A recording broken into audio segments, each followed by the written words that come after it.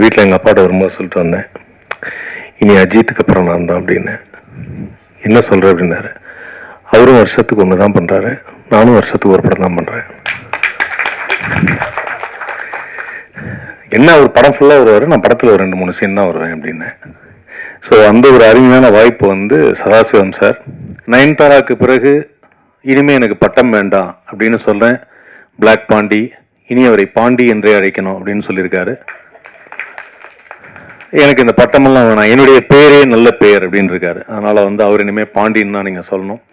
பாண்டி வந்து நல்லா டான்ஸ் எல்லாம் ஆடி நமது தளபதி விஜய் இல்லாத குறைய தீப்பாரு அப்படின்னு தெரியுது. ஏன்னா அந்த அளவுக்கு அவருடைய பர்ஃபார்மன்ஸ் இருக்கு.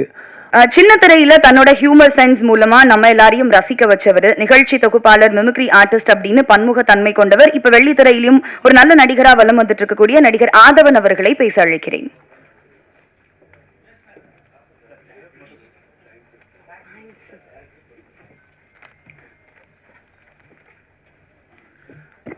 அனைவருக்கும் மாலை வணக்கம். முதல்ல இந்த படத்துடைய தயாரிப்பாளருக்கு நான் மனமார்ந்த நன்றியை தெரிவிச்சுக்கிறேன். படத்தில் நான் வந்த சீனை விட அதிகமாக எனக்கு போஸ்டர் வச்சுருக்காரு. அதுவே எனக்கு ரொம்ப சந்தோஷமாக இருந்தது. நான் அப்போ வந்து வீட்டில் எங்கள் அப்பாட்ட வரும்போது சொல்லிட்டு வந்தேன், இனி அஜித்துக்கு அப்புறம் நான் தான் அப்படின்னு. என்ன சொல்கிற அப்படின்னாரு. அவரும் வருஷத்துக்கு ஒன்று தான் பண்ணுறாரு, நானும் வருஷத்துக்கு ஒரு படம் தான் பண்ணுறேன். என்ன ஒரு படம் ஃபுல்லாக வருவார், நான் படத்தில் ஒரு 2-3 சீன் தான் வருவேன் அப்படின்னு. ஸோ அந்த ஒரு அருமையான வாய்ப்பு வந்து சதாசிவம் சார். இது கொஞ்ச நேரத்தில் உதயகுமார் அண்ணன் பேசும்போது ஃபங்க்ஷன் மாதிரி வந்துட்டோமோ, இது இயக்குனர் சங்க விடாவும் நினச்சிட்டேன். ஏன்னா எல்லாம் வரிசையாக மாபெரும் இயக்குனர்கள், அவங்களுக்குள்ள இருக்கிற அந்த சின்ன சின்ன விஷயங்களை ரொம்ப அழகாக பேசி பேரரசு சாரை படத்தில் கூட ஹீரோயின் கொஞ்ச நேரம் தான் அப்பான்னு சொல்லியிருப்பாங்க.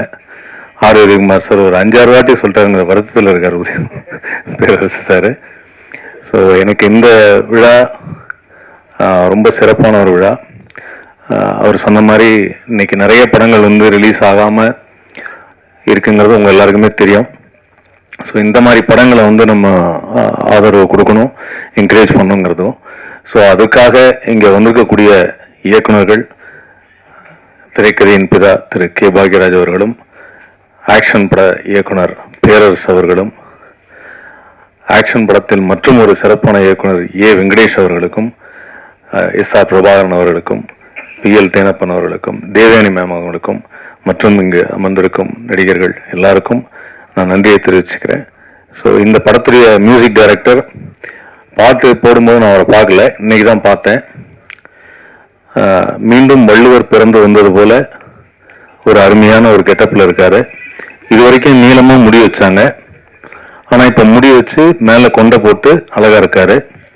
ஸோ யாருக்காவது வள்ளுவர் பற்றி படம் எடுக்கணும், டாக்குமெண்ட் எடுக்கணும்னா தயவுசெய்து அவரை அணுகவும். இளம் வயதில் வள்ளுவர் இப்படித்தான் இருந்தார் அப்படின்னு சொல்றதுக்கு ஒரு வாய்ப்பு இருக்கு. சொல்ல முடியாது, இன்ஸ்டாகிராமில் வீடியோவை போட்டு இதுதான் வள்ளுவரின் சிறிய வயது புகைப்படம்னு கூட போடுவாங்க, அதுவும் நம்ம பார்த்துட்டு லைக்கும் போடுவோம். ஸோ அதனால் வந்து அந்த மாதிரி ஒரு அற்புதமான வாய்ப்பு அவருக்கு இருக்குது. அண்ட் இந்த படத்து மூலிமா நயன்தாராக்கு பிறகு இனிமேல் எனக்கு பட்டம் வேண்டாம் அப்படின்னு சொல்கிறேன். பிளாக் பாண்டி, இனி அவரை பாண்டி என்றே அழைக்கணும் அப்படின்னு சொல்லியிருக்காரு. எனக்கு இந்த பட்டமெல்லாம் வேணாம், என்னுடைய பேரே நல்ல பேர் அப்படின்னு இருக்காரு. அதனால் வந்து அவர் இனிமேல் பாண்டின்னு தான் நீங்கள் சொல்லணும். பாண்டி வந்து நல்லா டான்ஸ் எல்லாம் ஆடி நமது தளபதி விஜய் இல்லாத குறைய தீப்பாரு அப்படின்னு தெரியுது. ஏன்னா அந்த அளவுக்கு அவருடைய பர்ஃபார்மன்ஸ் இருக்குது. அண்ட் சதாசிவம் சார் டைரக்டராக படத்தை டைரக்டும் பண்ணிவிட்டு நடுவில் ஃபினான்ஷியலாக ஹேண்டிலும் பண்ணிவிட்டு எப்படி இவ்வளோ சிரிச்சிங்கனே நடிச்சிங்க அப்படின்னு சொல்லி ஒரு டவுட் எல்லாருக்குமே இருக்குது. ஏன்னா படம் ஃபுல்லாகவே ஒரு எல்லா சீனுமே வந்து ஒரு ஸ்மைலிங்லேயே இருக்கார். அதில் எனக்கு தெரிஞ்ச ஒரு இஎம்ஐ கட்டலைங்கிற சோகமே 2-3 இடத்துல தான் இருக்குது. மற்ற இடத்துல எல்லாத்துலேயுமே அவ்வளோ அழகாக ஒரு ஸ்மைலிங் ஃபேஸ் அது. ஸோ அந்த ஃபேஸ் வந்து எனக்கு ரொம்ப பிடிச்சிருந்தது சதாசிவம் சார். நான் உங்களோட பெரிய ஃபேன் ஆகிட்டேன். ஸோ இந்த படத்துடைய மியூசிக் டைரக்டர், கேமராமேன் எல்லாருக்குமே ரொம்ப நல்லா பண்ணியிருக்காங்க. அண்ட் ஏற்கனவே சொன்ன மாதிரி பெரிய படங்கள், பெரிய இன்றைக்கி இருக்கிற தயாரிப்பாளர்கள் எல்லாருமே வந்து என்னோடய ஃப்ரெண்டு ஒருத்தர் கதை சொல்ல போனார். படம் என்ன தம்பி ஒரு 40 கோடி ரூபா பட்ஜெட் இருக்குமோ ஒருத்தர் கேட்டார்.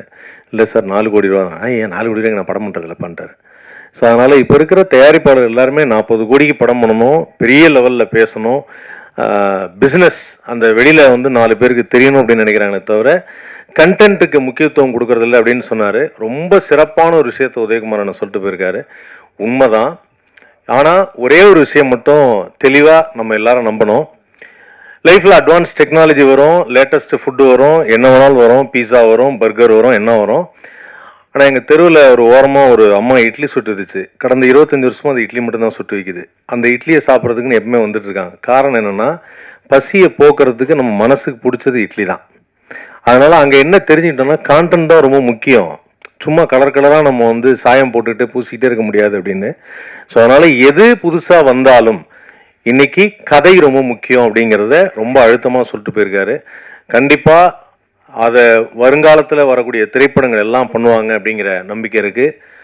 அப்படி வரக்கூடிய திரைப்படங்களில் ஒரு வருஷத்துக்கு ஒன்றாவது நான் நடிப்பேன் அப்படிங்கிற நம்பிக்கை எனக்கு இருக்குது.